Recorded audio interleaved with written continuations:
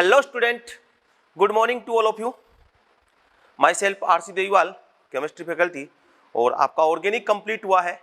अब नई केमिस्ट्री के दूसरे पार्ट इनऑर्गेनिक की बात करेंगे और इनऑर्गेनिक कंप्लीट मैं करवाऊंगा। मेरा नाम आरसी सर के नाम से जानते हैं लोग मुझे। तो जैसा आपको शेड्यूल ऑलरेडी दिया हुआ है, जो पहला पॉइंट है, जो पहला टॉपिक है आपका, वो है पीरियोडिक टेबल। और ये नीट टारगेट इंग्लिश मीडियम के स्टूडेंट के लिए की बात हो रही है। लेक्चर नंबर 17 और पीरियोडिक टेबल का फर्स्ट नंबर लेक्चर। 6 लेक्चर में पीरियोडिक टेबल कंप्लीट करनी है। ऑलरेडी आप टारगेट के स्टूडेंट हो तो थोड़ा सा साथ दोगे और समझने की कोशिश करोगे कि that's a very easy topic. ये बहुत ही इजी टॉपिक है। और इनऑर्गेनिक सीखने का एक ही कंसेप्ट होता है बेटा। लोग कहते हैं इनऑर्गेनिक रटने का सब्जेक्ट है, ऐसा कुछ नहीं है। आप वीडियो लेक्चर को ढंग से सुने, एनसीईआरटी को 100% फॉलो करें, मॉड्यूल्स के क्वेश्चन सोल्व करें और एनसीईआरटी को सोल्व करें, सफिशिएंट है, क्योंकि पेपर पूरा एनसीईआरटी बेस्ड आता है। तो जैसे मैंने हेडिंग डाल रखी है पीरियोडिक टेबल, तो पीरियोडिक टेबल में क्यों रिक्वायर्ड फील हुई पीरियोडिक टेबल की? तो जैसे जैसे नंबर ऑफ एलिमेंट्स आते गए, उनको एक डेफिनेट ऑर्डर में अरेंज करने की रिक्वायर्ड फील हुई। डेफिनेट ऑर्डर में कैसे? कि उनकी फिजिकल प्रॉपर्टी कैसी है, उनकी केमिकल प्रॉपर्टी कैसी है। तो यहाँ हम किसी भी एलिमेंट की दो प्रॉपर्टीज के बारे में बात करने वाले हैं। एक फिजिकल प्रॉपर्टी होती है, दूसरी केमिकल प्रॉपर्टी होती है। फिजिकल प्रॉपर्टी का मतलब है कि उसका एटॉमिक मास कितना है, उसकी डेंसिटी कितनी है, उसकी वैलेंसी कितनी है, उसका बॉइलिंग पॉइंट कितना है, मेल्टिंग पॉइंट कितना है। बॉइलिंग पॉइंट कितना है, मेल्टिंग पॉइंट कितना है, वैलेंसी कितनी है, डेंसिटी कितनी है, एटॉमिक मास कितना है। केमिकल प्रॉपर्टीज का मतलब होता है रिएक्शन विथ एयर, वो एयर के साथ कैसे रिएक्शन करता है। रिएक्शन विथ H2O, वो H2O के साथ रिएक्शन कैसे करता है। रिएक्शन विथ हाइड्रोजन, वो हाइड्रोजन के साथ रिएक्शन कैसे करता है। और उसका जो ऑक्साइड बनता है, ऑक्सीजन के साथ रिएक्ट करके जो ऑक्साइड बनता है, वो ऑक्साइड किस नेचर का होता है, एसिडिक और बेसिक या एम्फोटेरिक नेचर का या न्यूट्रल ऑक्साइड होता है। ये सब चीजें हम देखने वाले हैं। तो इस टॉपिक में हम देखेंगे क्या, पहले ये बता देता हूं कि इस टॉपिक में हम देखेंगे कि पीरियोडिक टेबल है क्या, कैसे क्लासिफाई किया गया एलिमेंट को, कौन से एलिमेंट को कहां रखा गया है, उसका कॉन्फ़िगरेशन क्या होगा। तो ये सब नॉर्मल चीजें पहले पढ़ेंगे। उसके बाद हम पीरियोडिक प्रॉपर्टीज पढ़ेंगे। इलेक्ट्रॉन एफिनिटी क्या होती है, आयनेशन एनर्जी क्या होती है, इलेक्ट्रॉन नेगेटिविटी क्या होती है, रेडियाई क्या होती है, इनके ऑर्डर क्या होते हैं, इफेक्टिव न्यूक्लियर चार्ज क्या होता है। ये सब चीजें हम देखने वाले हैं। तो पीरियोडिक टेबल की बात करें तो सबसे पहले डेवलपमेंट ऑफ पीरियोडिक टेबल, कि पीरियोडिक टेबल का डेवलपमेंट हुआ कैसे। क्योंकि आज जो पीरियोडिक टेबल तुम पढ़ रहे हो, लॉन्ग फॉर्म पीरियोडिक टेबल पढ़ रहे हो, डायरेक्ट वो पीरियोडिक टेबल नहीं आई है। पहले अलग अलग साइंटिस्ट ने अलग अलग टाइम पे अलग अलग ट्राई किया और उनमें कुछ लिमिटेशन आती गई, और आज हम जो पढ़ रहे हैं वो लॉन्ग फॉर्म या बोर की पीरियोडिक टेबल पढ़ रहे हैं। तो देखो, सबसे पहले डेवलपमेंट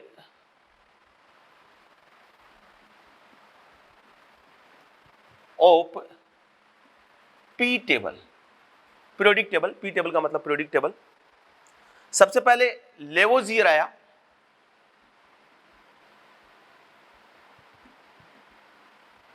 लेवोजियर ने क्लासिफाई किया एलिमेंट को दो तरह से, कि एक मेटल होता है और एक नॉन मेटल होता है। दो तरह के एलिमेंट होते हैं।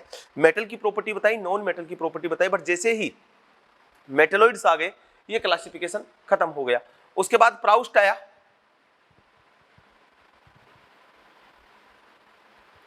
इसने बोला कि ईच एलिमेंट, मतलब हर एक एलिमेंट का फॉर्मेशन हाइड्रोजन के मिलने से होता है, जो कि कोई काम का कंसेप्ट नहीं था। इसमें भी काफी लिमिटेशन आई। हिस्ट्री की बात करें तो हिस्ट्री का नॉलेज होना चाहिए, इससे क्वेश्चन नहीं बनता है। फिर उसके बाद डोबेनियर आया। डोबेनियर का ट्राइड्स लो आप लोअर क्लासेज में ऑलरेडी पढ़ चुके हैं, 11th क्लास में पढ़ा होगा, 9th 10th में स्टार्ट हो जाता है। डोबेनियर आया। उसके बाद Newlands law of octaves, Newlands law of octaves, ये वाला आया। उसके बाद और आगे हम चलें तो लोथर मेयर करवाया।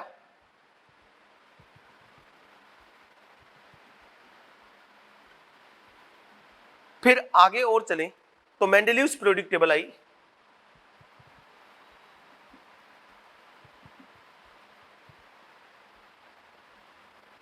और उसके बाद I long form of periodic table या मॉडर्न पीरियोडिक टेबल।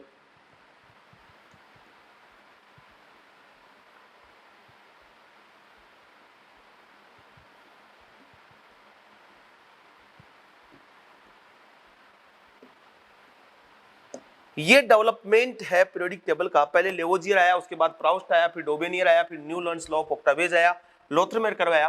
तो ये जो है लोथरमेयर कर्व है, और ये यहां तक आप ऑलरेडी लोअर क्लासेज में इसके बारे में पढ़ के आए हैं, स्टडी करके आए हैं, तो इनकी बात हम नहीं करेंगे। हम स्टार्ट करेंगे मेंडेलियस की पीरियोडिक टेबल से, और उसके बाद long form of periodic table पे हम आ जाएंगे डायरेक्टली। तो मैं यहां से स्टार्ट करूंगा मेंडेलियस पीरियोडिक टेबल से, कि मेंडेलियस की पीरियोडिक टेबल में क्या क्या है। इन पॉइंट्स को हम डिस्कस करते हुए आगे बढ़ेंगे। एक बार देख लें कि किसकी क्या थ्योरी है। इनको थ्योरीज के बारे में ज्यादा ध्यान नहीं रखना है, लोअर क्लासेस का मटेरियल है, और ऑलरेडी होपफुली आप सभी को आना चाहिए, ठीक है। और मेंडेलीव को ही फादर ऑफ पीरियोडिक टेबल बोला जाता है। मेंडेलीव जो है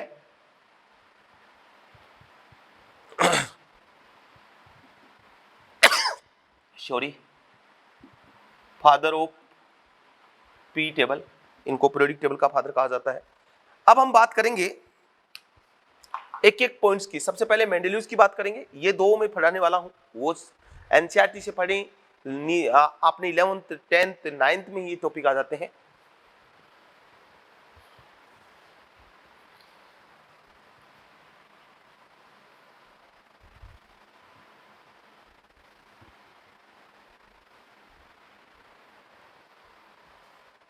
तो मैं स्टार्ट कर रहा हूं मेंडेलियस पीरियोडिक टेबल।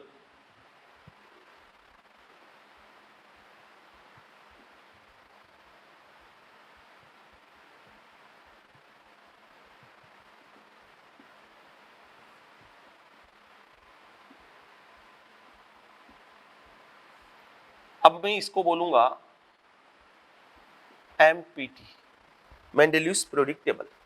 क्या बोलती है Mendeleev's periodic table? According to this, मतलब यहां फंडामेंटल प्रॉपर्टी उसने क्या यूज में ली?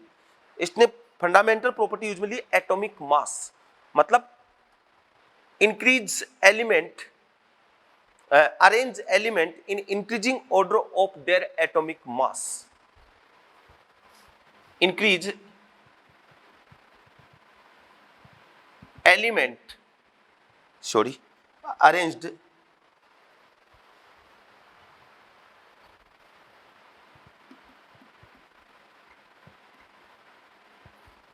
element in increasing order, ये इंक्रीजिंग का साइन है, ऑर्डर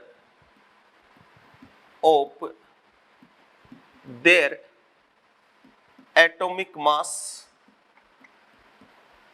फर्स्ट पॉइंट। सेकंड, उसने एलिमेंट को एटॉमिक मास के इंक्रीजिंग ऑर्डर में अरेंज किया, ठीक है। According to Mendeleev's periodic table, according to Mendeleev's periodic table, chemical and physical property of element is element atomic periodic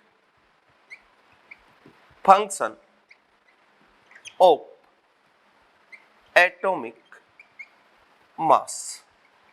मतलब क्या है कि इसके अकॉर्डिंग मेंडेलिक पीरियोडिक टेबल क्या कहना चाह रहे हैं कि केमिकल और फिजिकल प्रॉपर्टी ऑफ एलिमेंट, किसी भी एलिमेंट की केमिकल फिजिकल प्रॉपर्टी है वो एटॉमिक मास पे डिपेंड करती है। पीरियोडिक फंक्शन ऑफ एटॉमिक मास, की एटॉमिक मास बढ़ता जाता है तो उसकी पीरियोडिक प्रॉपर्टी चेंज होती जाती है, फिजिकल और केमिकल प्रॉपर्टी, ये इसने बोला।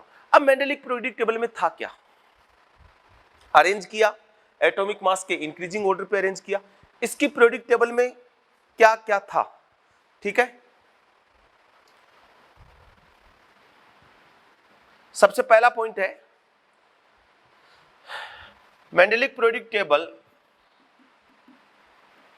हैव, इसमें क्या था? 7 ग्रुप,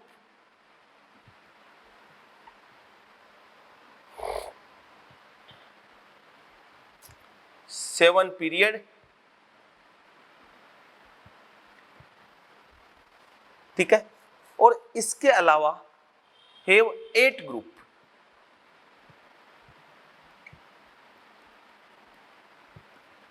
प्लस एक जीरो ग्रुप।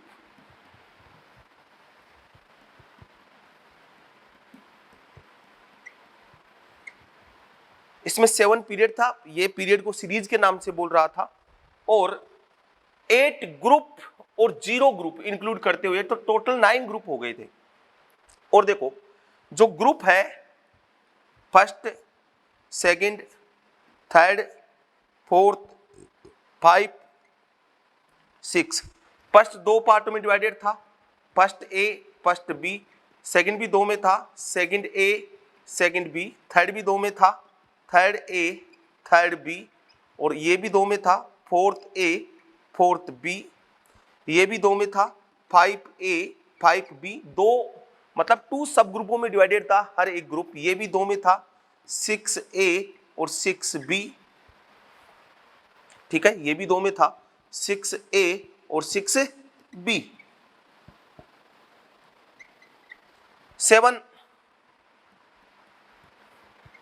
7A और 7B, 8 ग्रुप डिवाइड नहीं था, 8 ग्रुप को क्लासिफाई नहीं किया था। उसके बाद एक था 0 ग्रुप। तो देखो 1 2 3 4 5 6 7 8 9 10 11 12 है,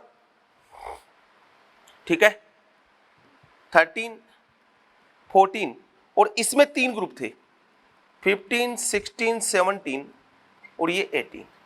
तो टोटल इसके पास जो ग्रुप थे, टोटल जो ये 18 ग्रुप मैंने लिखे हैं, ये 18 ग्रुप जो आज की प्रोडिक्ट टेबल में दिखाते हैं। तो ये नंबर अभी क्लियर नहीं है कि नंबर तो मैं जब बताऊंगा तब बताऊंगा, बट ये बता रहा हूं कि हर एक ग्रुप 2 ग्रुपों में सब डिवाइडेड था, एक्सेप्ट 8 ग्रुप और 0 ग्रुप। 0 ग्रुप कब हुआ? After discovery of inert gas. 0 group added after discovery of inert gas. Inert gas की डिस्कवरी के पास 0 ग्रुप और ऐड हो गया, 7 पीरियड, और उन 7 पीरियड को इसने बोला था सीरीज के नाम से वहां जाना जाता था, ओड सीरीज, इवन सीरीज, वो चीजें आपके काम की नहीं है, उनके बारे में डिस्कस नहीं करेंगे। तो ये जो नंबर लिखे ना मैंने 1 2 3 2, ये 8 ग्रुप हो गए, टोटल 18 ग्रुप हो गए, जो आज की प्रोडिक्ट टेबल में हमें 18 ग्रुप ये वाले दिखाते हैं। जब मैं टेबल बनाऊंगा तब मैं इनकी बात करूंगा, ठीक है। आगे देखें, और ये 7 पीरियड जो थे इनको हम वहां बोलते थे 10 सीरीज।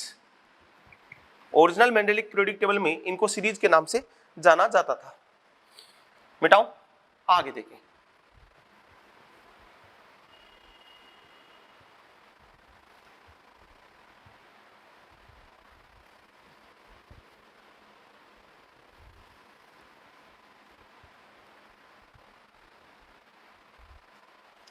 इसके बाद है Mendeleev's periodic table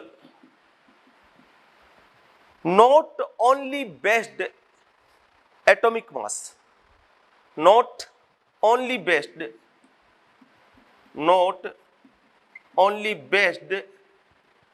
upon atomic mass। केवल एटॉमिक मास बेस्ड नहीं थी, it is also based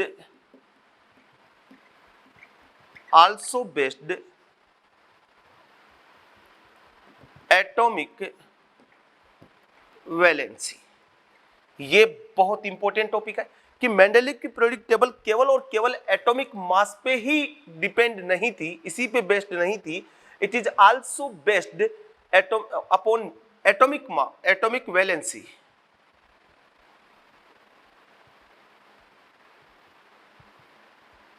atomic valency based भी थी। कैसे? देखो, valency with respect to hydrogen के रेस्पेक्ट में बात करूं तो देखो NaH, कोई सा भी एक ले लेता हूं, MgH2 AlH3, सेकेंड पीरियड मैंने लिया है SiH4 PH3 H2S और HCl।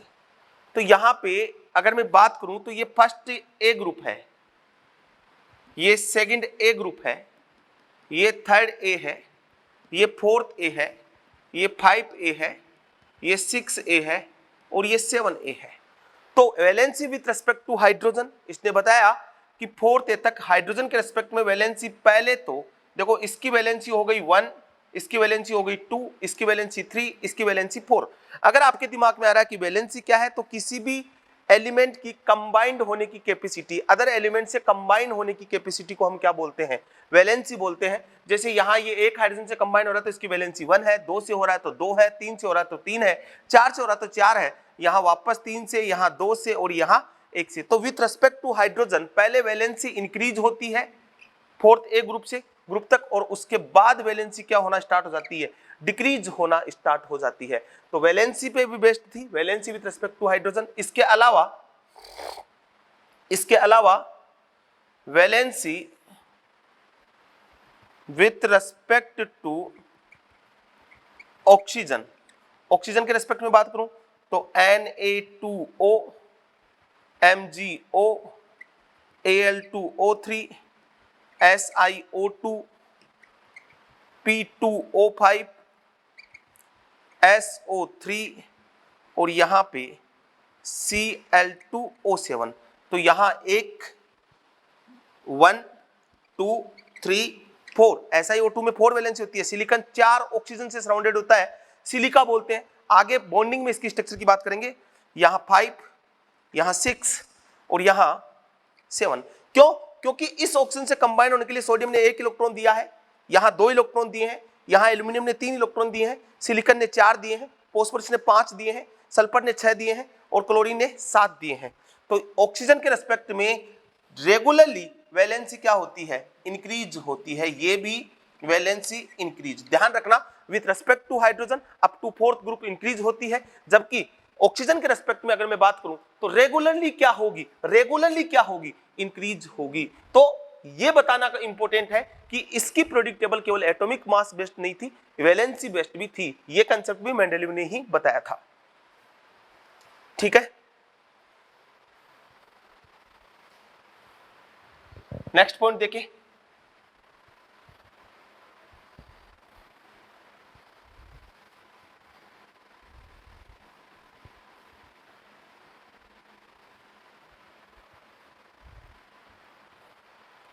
Mendeleev periodic table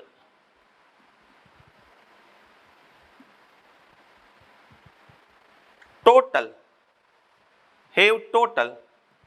63 element.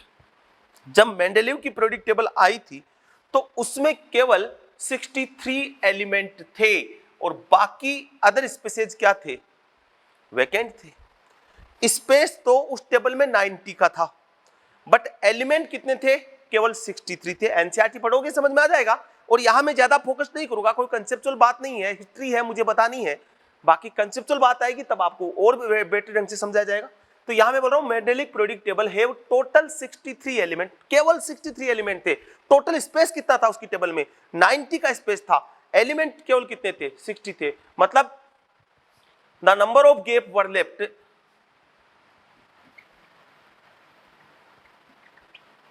the number of gap were left in the table। सीधी सी बात है, टोटल एलिमेंट 60 था, जगह कितने की थी, 90 की थी, एलिमेंट कितने थे, 63। तो कुछ बहुत सारी जगह थी जहां जगह खाली छोड़ी हुई थी। The number of gap were left in the table and the property of and the properties of their unknown element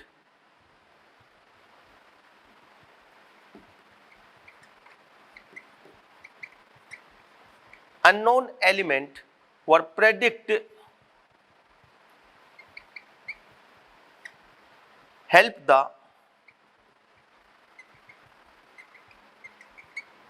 future scientist.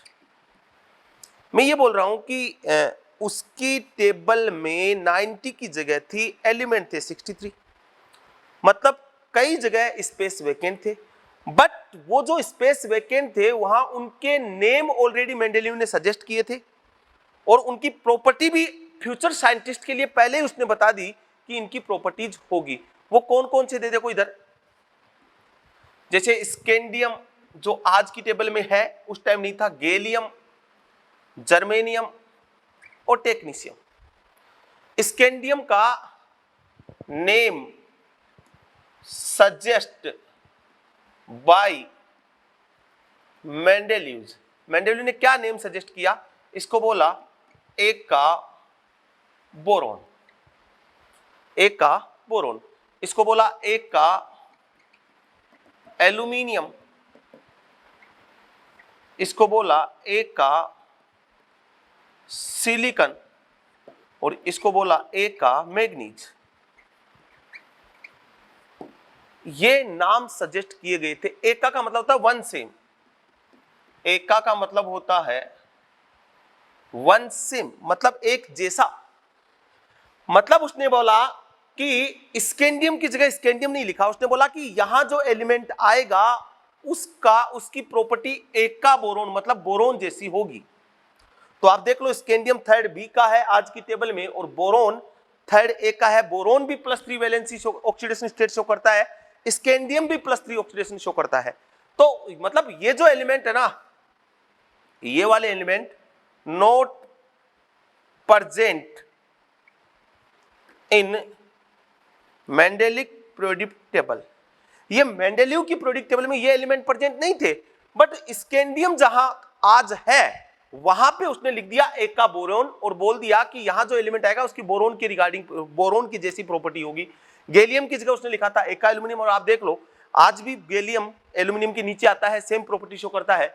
Germanium एका सिलिकॉन और यहां पे लिखा एका मैग्नीज। ये वाले एलिमेंट प्रेजेंट नहीं थे। इनका नाम जो सजेस्ट किया, इनकी प्रॉपर्टी जो सजेस्ट की वो ये थी, स्कैंडियम की प्रॉपर्टी बोरोन की इक्वल होगी। ये उस time not present in Mendeleev periodic table नहीं थे, आज आए हैं ये एलिमेंट। बट उसने पहले से ही प्रेडिक्ट कर दी, इनकी प्रॉपर्टी प्रेडिक्ट कर दी फ्यूचर साइंटिस्ट के लिए। तो मैंने क्या लिखा, the number of gap were left in the table and the property of the unknown element, ये अननोन एलिमेंट थे उस time, were predict help the future scientist. Future scientist में हेल्प हो इसलिए इनकी प्रॉपर्टी को उसने पहले क्या कर दिया था, प्रेडिक्ट कर दिया था। ठीक है, तो ये था। अच्छा, ए और किया इसने, Mendeleev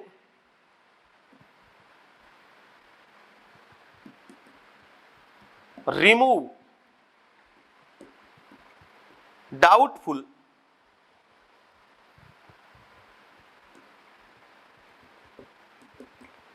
atomic mass of element. ये भी ध्यान रखना, मेंडेलीव ने by the help of this table उसने एलिमेंट्स के डाउटफुल एटॉमिक मास को रिमूव किया था। Mendeleev remove doubtful atomic mass of some element, मतलब कई एलिमेंट के उसने डाउटफुल सम एलिमेंट। देखो इधर एटॉमिक मास होता है valency into equivalent weight. Valency तो वैलेंसी का पता लगा रहा है और इक्विवेलेंट वेट एक्सपेरिमेंटल वैल्यू है। तो यहां से एटॉमिक मास का उसने डाउटफुल एटॉमिक मास को क्या किया, रिमूव किया। जैसे before Mendeleev's atomic mass of beryllium, before Mendeleev atomic mass of beryllium, beryllium का जो एटॉमिक मास है वो कंसिडर किया जाता था 13.5, जो कि रॉन्ग था। तो देखो beryllium atomic mass valency beryllium की, Mendeleev according to Mendeleev atomic mass of beryllium वो क्या होगा। तो देखो ये निकालना है, वैलेंसी इसकी इसने 2 है, 2 वैलेंसी हमने अभी डिसाइड किया। बेरिलियम की 2 वैलेंसी आएगी क्योंकि मैग्नीशियम की 2 आ रही तो बेरिलियम की 2 आएगी। इक्विवेलेंट वेट होता है 4.5, तो ये आएगा 9, जो कि ये सही है। और ये 13.5 क्या था, गलत था। Before Mendeleev atomic mass of beryllium 13.5 और before Mendeleev valency of beryllium consider 3, before Mendeleev valency of beryllium consider 3, तो 3 के अकॉर्डिंग कंसिडर करूंगा तो 3 इंटू 4.5 आएगा 13.5, जो कि गलत है। उसने वैलेंसी देखी, बेरिलियम की 2 वैलेंसी आई, तो बेरिलियम का उसने पहले जो एटॉमिक मास 13.5 कंसिडर किया जाता था उसको सही किया, और कितना कंसिडर होने लग गया, 9 कंसिडर होने लग गया, जो कि सही है, 9 ही एटॉमिक मास होता है। तो क्या क्या क्वेश्चन है, वैलेंसी बेस्ड थी, एटॉमिक मास बेस्ड थी, खाली स्पेस छोड़े थे, फ्यूचर के नाम सजेस्ट किए थे, प्रॉपर्टी सजेस्ट की थी, किन किन की थी, किन कौन से एलिमेंट नहीं थे, कितना स्पेस था, कितने ग्रुप थे, कितनी सीरीज थी और किसके बेस पे थी। इतना सब देने के बाद भी इसमें बहुत सारी लिमिटेशंस आई, और वो लिमिटेशंस क्या क्या है देखें। मिटाऊं, स्क्रीनशॉट लेते जाए भैया। हाँ, ये टाइम इतना ही मिलेगा, आप स्क्रीनशॉट ले लें। अच्छे बच्चे हो तुम, इंटेलिजेंट हो, इंग्लिश मीडियम के स्टूडेंट हो, तो थोड़ा सा अपने आप को एक्टिवेट रखें। चलो,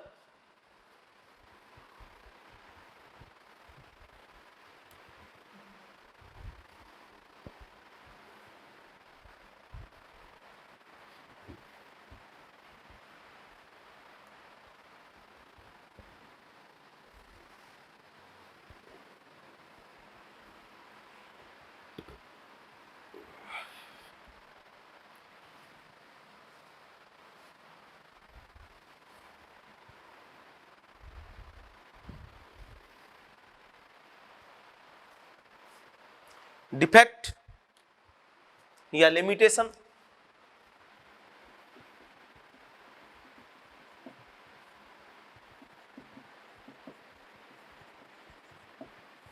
लिमिटेशंस। तो डिफेक्ट और लिमिटेशन की बात करूं तो पोजीशन ऑफ हाइड्रोजन, इसने हाइड्रोजन की पोजीशन को नहीं बताया।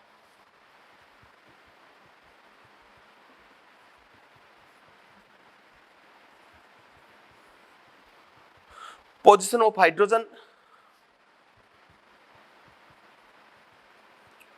Position of isotope, isobar, isotope की पोजीशन कहां आएगी, आइसोबार की पोजीशन कहां आएगी, कैसे, आइसोटोप किसको बोलते हैं। मतलब मेंडेलीव की प्रोडिक्ट टेबल थी ना, वो इंक्रीजिंग ऑर्डर में थी एटॉमिक मास के, तो इसने हाइड्रोजन की पोजीशन नहीं बताई कि हाइड्रोजन कहां आएगा। और ध्यान रखना भैया, हाइड्रोजन की पोजीशन उस टाइम भी नहीं थी, इस टाइम भी नहीं है। हाइड्रोजन की पोजीशन डिफाइंड नहीं है, ये एक तरह से आवारा एलिमेंट है, घूमता रहता है। क्यों नहीं है, क्योंकि हाइड्रोजन की प्रॉपर्टी हेलोजन के इक्वल भी होती है और फर्स्ट ग्रुप के एलिमेंट के इक्वल भी होती है, इसलिए इसको अगर अच्छी प्रोडिक्ट टेबल दोगे तो इसको टॉप पे दिखाया जाता है। तो हाइड्रोजन की पोजीशन को ये डिफेक्ट था, लिमिटेशन था, मेंडेलीव ने नहीं बताया, तो वो तो आज की प्रोडिक्ट टेबल भी नहीं बताती है। पोजीशन ऑफ आइसोटोप, आइसोटोप किसको बोलते हैं, आइसोबार किसको बोलते हैं, ये आपको पता होगा। आइसोटोप किसको बोलते हैं और आइसोबार किसको बोलते हैं। Isotope have same atomic number but different atomic mass, have same atomic number but different atomic mass, same atomic number but different atomic mass। Isobar किसको बोलते हैं, same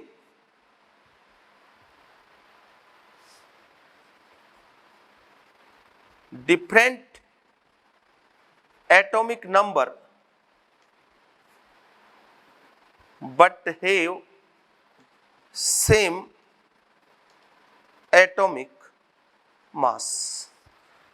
आइसोबार किसको बोलते हैं, different atomic number but have same atomic mass.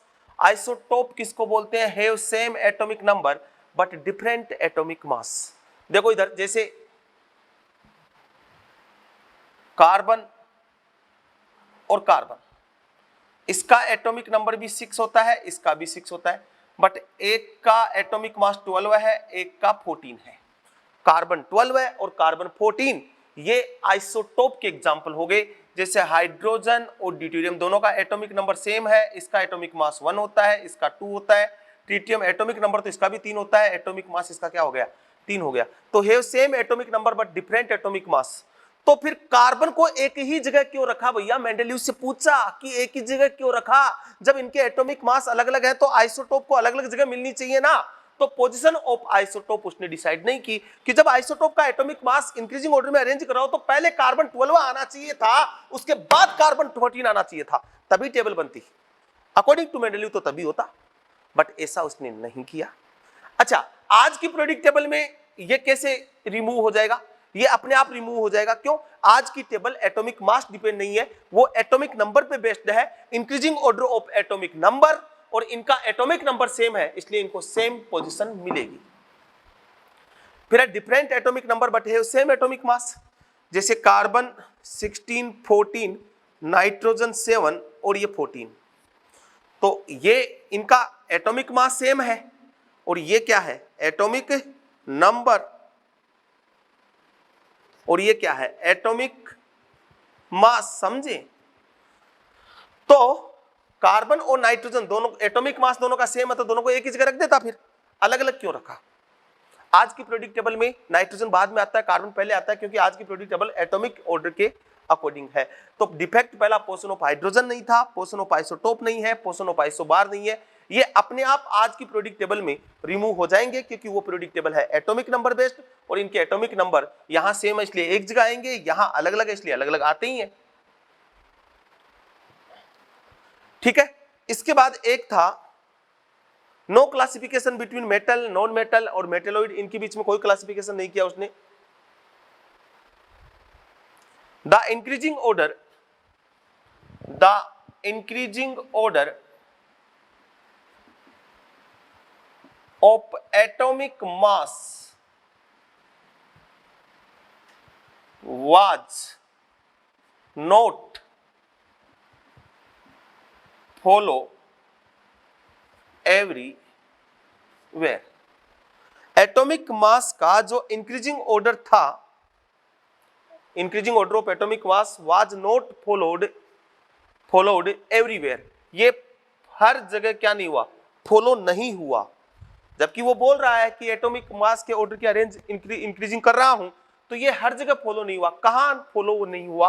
तो देखो, argon और potassium, potassium बाद में है, आर्गन पहले है, तो आर्गन पहले आना चाहिए था क्योंकि आर्गन का एटॉमिक मास होता है 40, इसका होता है 39। तो इंक्रीजिंग ऑर्डर में अरेंज करूं तो पोटेशियम के बाद आर्गन आना चाहिए था, बट आर्गन तो पहले आता है, तो कहां increasing order of atomic mass follow हुआ? नहीं हुआ ना। ऐसे बहुत सारे एग्जांपल है, बहुत सारे एग्जांपल है, केवल एक एग्जांपल बोला है आर्गन पोटेशियम। और देखो तो और देख लो, जैसे कोबाल्ट और निकिल, निकिल बाद में आते हैं, कोबाल्ट पहले आता है, बट एटॉमिक मास की बात करूं ना तो इसका एटॉमिक मास आता है 60 और इसका मास एटॉमिक मास आता है 58.6, तो पहले कोबाल्ट आना चाहिए था।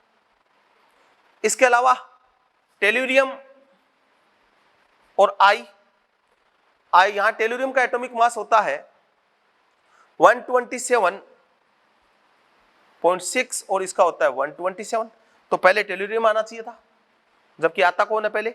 आयोडीन आता है। पहले कौन आता है? बाद में आना चाहिए था टेल्यूरियम, पहले टेल्यूरियम आ जाता है। इसके अलावा TH और ये Pa, इसका एटॉमिक मास है 231 और इसका एटॉमिक मास है 232, तो ये एटॉमिक मास का ऑर्डर है। एटॉमिक मास आर्गन का ज्यादा था तो आर्गन बाद में आना चाहिए था, एटॉमिक मास कोबाल्ट का ज्यादा था, कोबाल्ट बाद में आना चाहिए था, टेल्यूरियम का ज्यादा था, टेल्यूरियम बाद में आना चाहिए था, थोरियम बाद में आना चाहिए था, ये बाद में आना चाहिए थे, बट ये सब मेंडेलिव की पीरियोडिक टेबल में पहले थे, ये सब के सब मेंडेलिव की पीरियोडिक टेबल में पहले थे। आज की पीरियोडिक टेबल में ये अपने आप रिमूव हो जाएगा क्योंकि आज की periodic table atomic number based है और इसका एटॉमिक नंबर 18 होता है और ये 19 होता है, तो आर्गन अपने आप बाद में आएगा, पहले आएगा। कोबाल्ट का एटॉमिक नंबर 27 है और इसका 28 है, अपने आप आ जाएगा, कोबाल्ट अपने आप पहले आ जाएगा। ये जो रेड मार्कर से लिख रहा हूं ये इनके एटॉमिक नंबर है। तो ऐसे बहुत सारे क्लासिफिकेशन थे जो ऐसे, ये atomic mass doubtful increasing order नहीं था इनका everywhere, the increasing order of atomic mass was not followed everywhere, हर जगह ये फॉलो नहीं हुआ। ठीक है, डू नॉट क्लासिफाई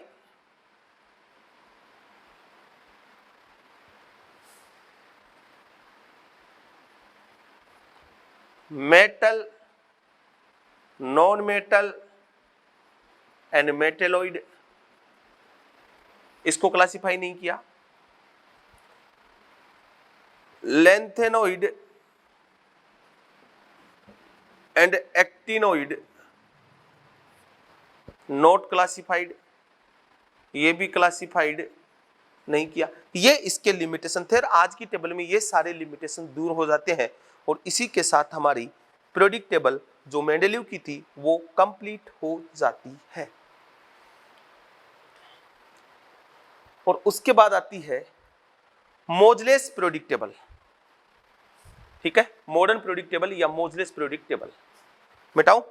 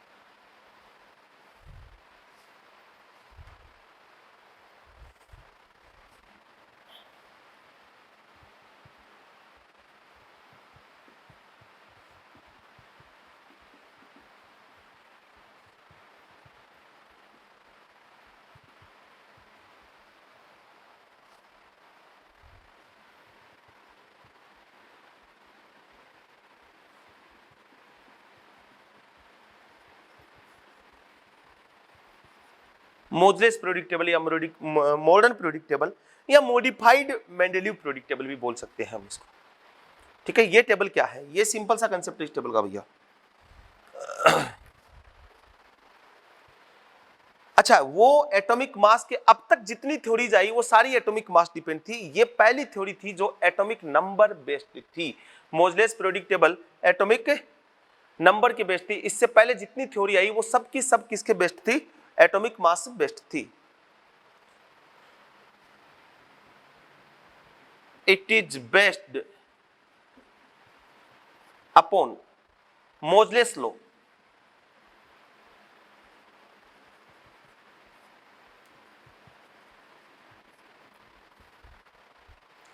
ये मोजलेस लॉ पे बेस्ड थी। क्या बोलता है ये? According to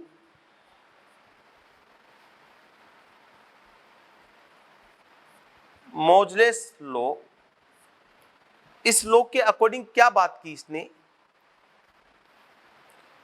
the physical and chemical property of an element is periodic function of atomic number. ये लो, मेंडेलीव का जो लॉ था वो था कि पीरियोडिक फंक्शन कितने थे? एटॉमिक मास पे डिपेंड करता है, जबकि ये बोल रहा है एटॉमिक नंबर पे डिपेंड करता है। और एटॉमिक नंबर पे डिपेंड करेगा तो क्या होगा? एटॉमिक नंबर पे जो डिफेक्ट मेंडेलीव की पीरियोडिक टेबल पे थे वो सारे रिमूव हो जाएंगे। पोजीशन ऑफ हाइड्रोजन को छोड़ के आइसोबार, वो तो मैं ऑलरेडी बात कर चुका हूं पहले। ये इसने एक एक्सपेरिमेंट किया, और वो एक्सपेरिमेंट क्या था उसके बारे में बात करते हैं। पहले मैं थोड़ा सा जल ग्रहण कर लूं।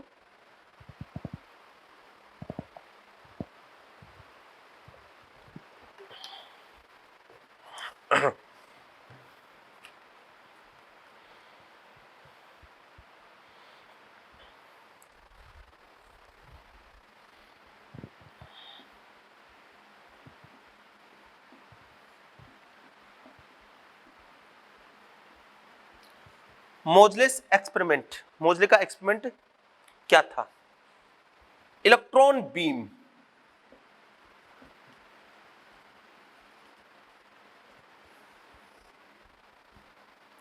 और ये एलिमेंट।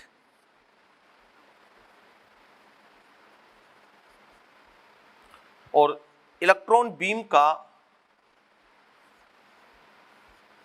इसने हाईली स्पीड में बम्बार्ड करवाया इलेक्ट्रॉन एलिमेंट पे। इलेक्ट्रॉन बीम का हाईली स्पीड में बम्बार्ड करवाया किस पे? एलिमेंट। और एलिमेंट से क्या आई?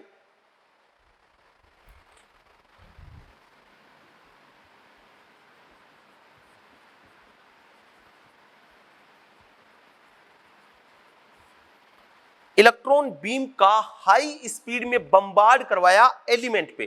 क्योंकि ये देखो मोजले सक्सेस क्यों हुआ? क्योंकि उस टाइम इलेक्ट्रॉन की डिस्कवरी हो चुकी थी। इससे पहले जो साइंटिस्ट आए थे वो फेल इसलिए हो रहे थे कि उनको इलेक्ट्रॉन का कोई आइडिया नहीं था कि इलेक्ट्रॉन नाम की भी कोई चीज होती है। इसने इलेक्ट्रॉन की डिस्कवरी की बात की थ्योरी है, वो थ्योरी सारी इलेक्ट्रॉन की डिस्कवरी से पहले की है। मोजले ने क्या एक्सपेरिमेंट किया? मोजले ने इलेक्ट्रॉन बीम का हाईली स्पीड में बम्बार्ड करवाया एलिमेंट से। और एलिमेंट पे जब हाईली स्पीड में बम्बार्ड करवाया ना, तो वहां से एक्सरेज बाहर आई। क्या आई? X-rays emitted. एक्सरेज बाहर आई, और वो जो एक्सरेज आई उनकी फ्रीक्वेंसी को उसने चेक किया और एक रिलेशन बनाया। ये एक्सरेज बाहर आई,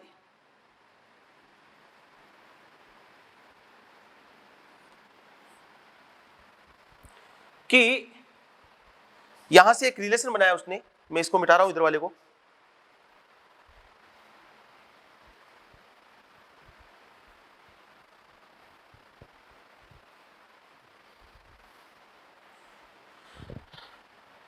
फ्रीक्वेंसी ऑफ एक्सरेज, जिसको मैं म्यू से रिप्रेजेंट करता हूं, frequency of X-rays is directly proportional to square of atomic number. उसने एक रिलेशन बनाया, frequency of X-rays is directly proportional to square of atomic number. Z क्या है? जेड है एटॉमिक नंबर। ये क्या है? Frequency of X-rays. इसको और शॉर्ट में लिखूं, इसको सोलो करूं तो ये इस पे रूट हो जाएगा, डायरेक्टली प्रोपोर्शनल टू जेड। और उसने सोलो किया तो एक रिलेशन बनाया उसने, और रिलेशन बनाया फ्रीक्वेंसी। इसका प्रोपोर्शनलिटी साइन हटाऊंगा तो प्रोपोर्शनलिटी कांस्टेंट आएगा, प्रोपोर्शनलिटी साइन हटाने पे प्रोपोर्शनलिटी कांस्टेंट आएगा, और रिलेशन आएगा ए जेड माइनस बी। ये इक्वेशन पूछ लेता है कई बार। यहां ए एंड बी कांस्टेंट है,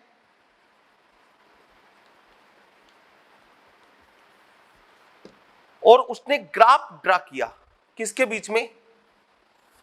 एटॉमिक नंबर और फ्रीक्वेंसी के बीच में। और जब एटॉमिक नंबर और फ्रीक्वेंसी के बीच में ग्राफ उसने ड्रा किया तो वो ग्राफ कुछ ऐसा आया,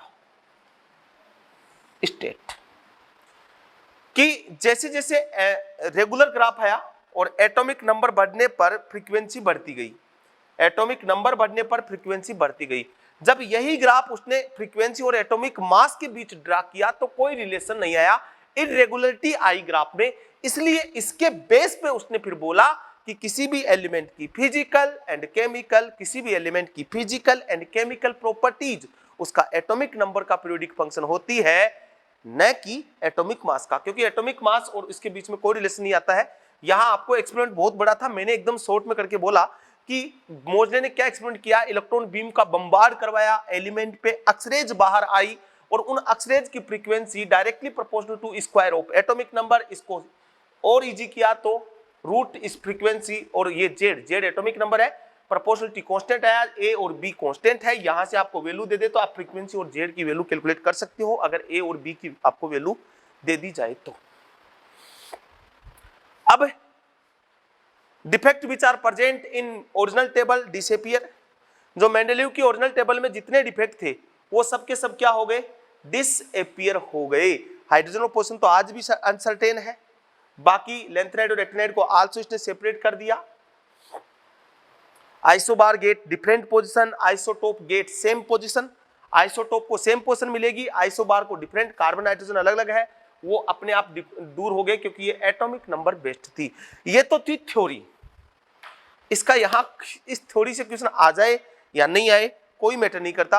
अब मैं बात करता हूं जो हम प्रेडिक्टेबल पढ़ते हैं वो कैसे बनी है, आगे फ्यूचर में क्या होने वाला है, वो कैसे चलेगी, और एलिमेंट आएंगे तो वो कहां जाएंगे, कहां तक भर चुकी है, कितनी जगह खाली है, ये सब चीजें देखेंगे। यहां तक का पार्ट केवल इंफॉर्मेशन बेस्ड था।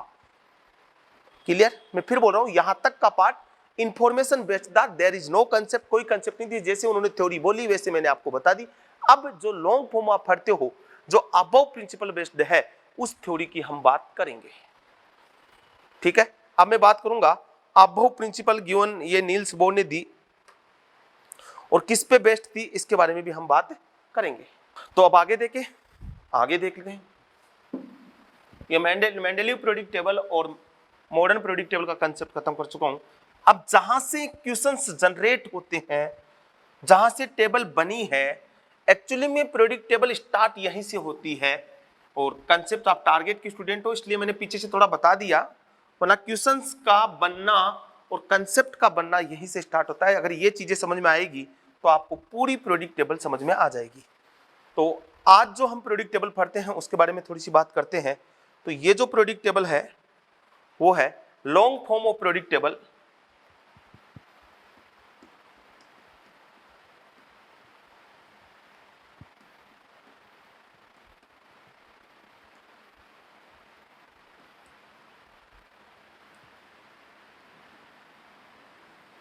Long form of predict table, इसके बारे में हम बात कर रहे हैं कि प्रेडिक्ट टेबल की लॉन्ग फॉर्म क्या है। और ये जो long form of predict table है इसको हम बोलते हैं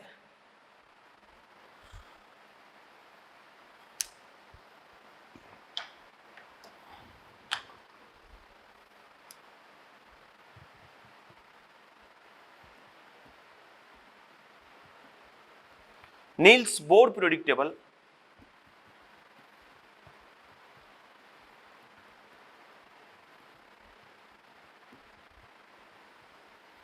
It is based upon above principle.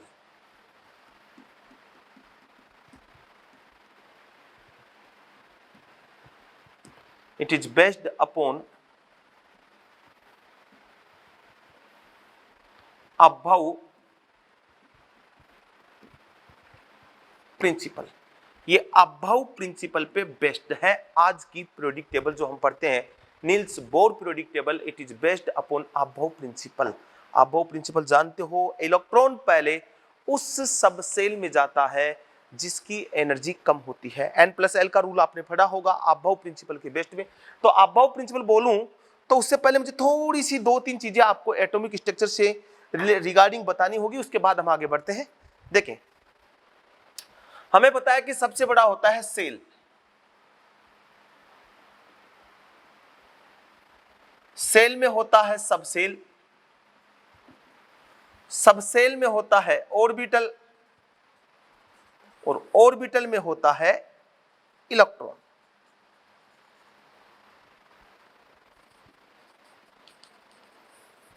सबसे बड़ा सेल जिसको रिप्रेजेंट करते हैं हम n से, सबसेल को रिप्रेजेंट करते हैं L से, ऑर्बिटल को रिप्रेजेंट करते हैं M से, और इलेक्ट्रॉन को रिप्रेजेंट करते हैं स्पिन जिसको हम 4 क्वांटम नंबर बोलते हैं। ऑर्बिटल को M से, सबसेल को L से और सेल को N से रिप्रेजेंट करते हैं। अब देखो यहां से कई क्वेश्चन छोटे छोटे जनरेट हो जाते हैं, पहले उनकी बात करते हैं। सबसे बड़ा सेल है तो सेल में रिप्रेजेंट किया N से, तो सेल में सबसेल भी होगा, नंबर ऑफ सबसेल, इसमें सेल में इलेक्ट्रॉन भी ऑर्बिटल भी होगा, नंबर ऑफ ऑर्बिटल, इसमें इलेक्ट्रॉन भी होगा, नंबर ऑफ इलेक्ट्रॉन। सबसेल को मैंने रिप्रेजेंट किया L से, इसमें नंबर ऑफ ऑर्बिटल और नंबर ऑफ इलेक्ट्रॉन। भाई ये हो सकता है सेल, सबसेल में क्या होगा, ऑर्बिटल और इलेक्ट्रॉन होंगे। अब सबसेल में तो सेल नहीं हो सकता ना, सेल में सबसेल होता है। ठीक है, ये 4 क्वांटम नंबर जिसको हमने बोला। तो अगर आपको सेल में नंबर ऑफ सबसेल निकालने तो वो n ही होते हैं। नंबर ऑफ ऑर्बिटल निकालने तो n स्क्वायर होते हैं, नंबर ऑफ इलेक्ट्रॉन निकालने हैं तो वो होते हैं 2n स्क्वायर। किसी भी सेल में नंबर ऑफ सब सेल कितने होंगे, n ही होंगे, नंबर ऑफ ऑर्बिटल कितने होंगे, n स्क्वायर होंगे, नंबर ऑफ इलेक्ट्रॉन कितने होंगे, 2n स्क्वायर होंगे। और किसी सब सेल में नंबर ऑफ ऑर्बिटल होते हैं 2l+1, नंबर ऑफ इलेक्ट्रॉन होंगे 2l+1, क्योंकि एक ऑर्बिटल में मैक्सिमम 2 इलेक्ट्रॉन जा सकते हैं, तो 2 से इसको क्या करवा दो, मल्टीप्लाई कर दो। ये फॉर्मूले हो गए। अब मान लो सेल सेकंड सेल है, सेकंड सेल में कितने सब सेल होंगे, 2 सब सेल होंगे। सेकंड सेल में इलेक्ट्रॉन कितने, ऑर्बिटल कितने होंगे, 4 होंगे। सेकंड सेल में इलेक्ट्रॉन कितने होंगे, तो 2, n की वैल्यू 2, 2 की पावर 4, 8 होंगे। आगे बात समझ में। अब l ऑर्बिटल कौन कौन से हैं, ऑर्बिटल को मैंने सबसेल कौन कौन से हैं, l की बात करूं तो सबसेल जो है ये एटॉमिक स्ट्रक्चर का पार्ट है। मैं केवल आपको इंफॉर्मेशन दे रहा हूं जिससे आपके कंसेप्ट यहां से बनना स्टार्ट हो जाए। l की वैल्यू 0, 1, 2, 3, 4, 5, 0 होगी तो सबसेल होगा S सबसेल,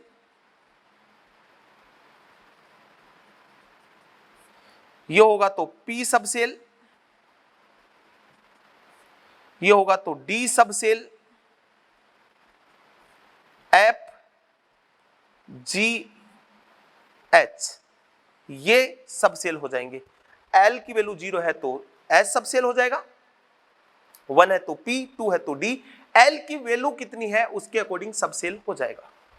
तो D के लिए 2 होती है, P के लिए 1, S के लिए 0। ये अबव प्रिंसिपल क्या कहता है, इलेक्ट्रॉन पहले उस सबसेल में जाता है जिसकी एनर्जी सबसे कम होती है। इलेक्ट्रॉन पहले उस सबसेल में जाता है जिसकी एनर्जी कम होती है। अब देखो सबसेल जो है ये फॉर्मूले से आपको पता होना चाहिए, कैसे आप किसी भी एग्जांपल पे लगा सकते हो।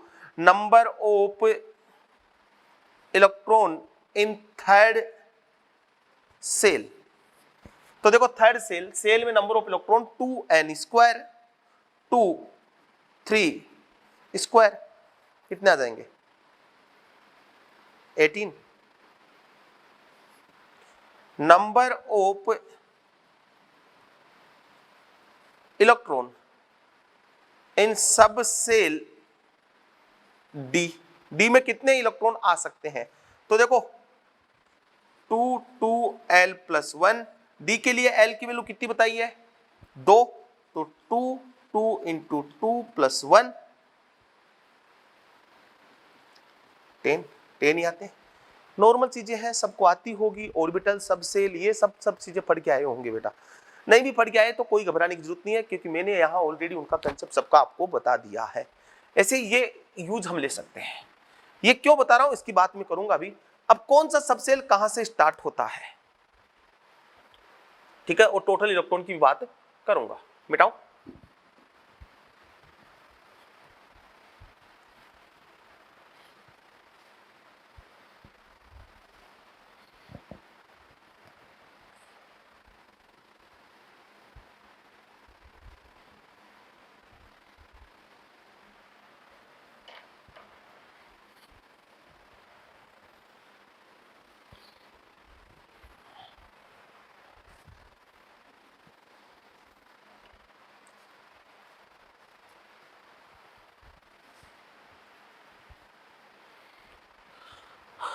Subshell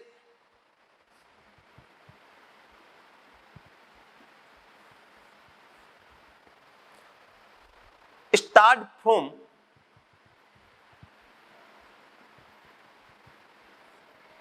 number of electron.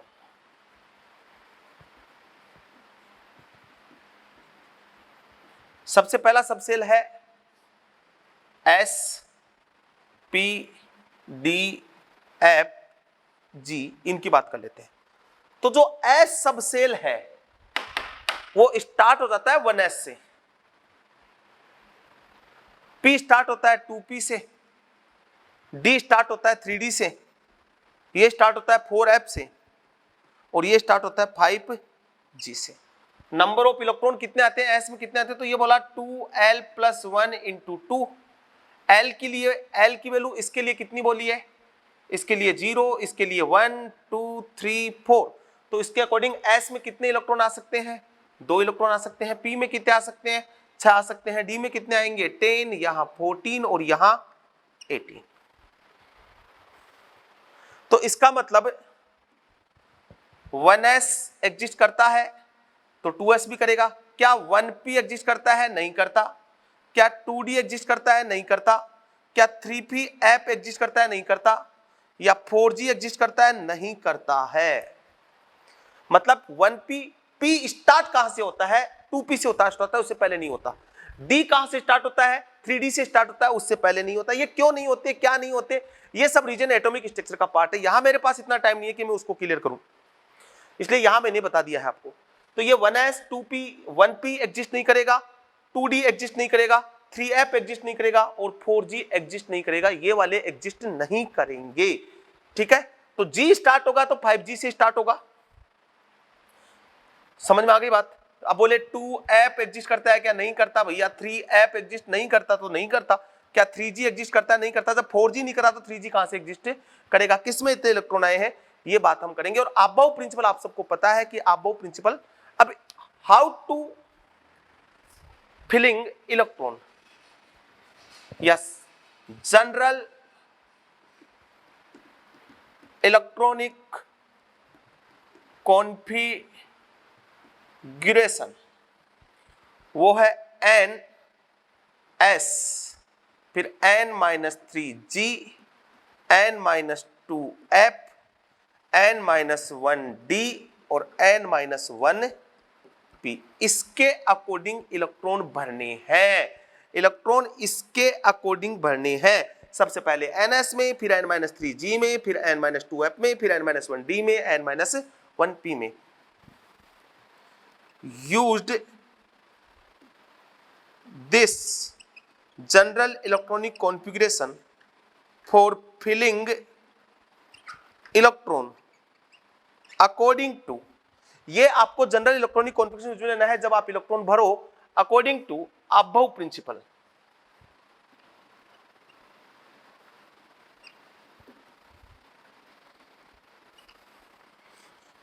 This is called RC concept.